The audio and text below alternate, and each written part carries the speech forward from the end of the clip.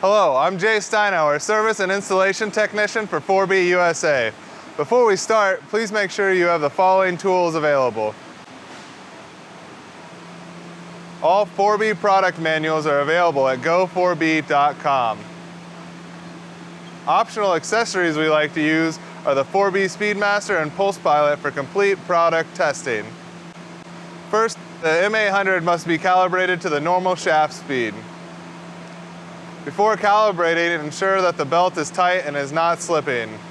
Do not introduce product during the calibration process. To start the machine. If the sensor has power, the input LED should be blinking red while the shaft is turning. Wait a few seconds for the machine to achieve normal running speed. After 5 seconds, the set LED should be solid green. Now, place the magnet on the calibration area. See that the set LED flashes green once per second. Hold the magnet in place for the amount of time it takes for the machine to ramp up to full speed, then remove. The set LED should then flash back the same number of times and then stay steady. The unit is now calibrated. Now for the most important step, testing.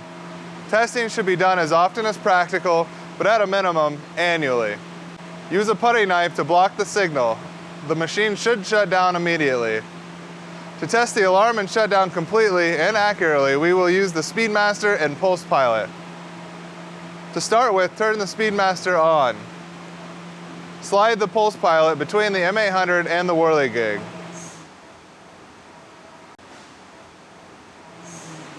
In a few seconds, when the speed is stabilized, calibrate the Speedmaster.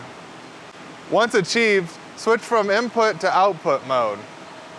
Then, reduce the speed on the Speedmaster. At 10% below normal speed, the alarm will sound. At 20% below normal speed, the machine will shut down. You are now protecting your investment with the M800, and you can be confident that your monitoring system will operate and perform as expected.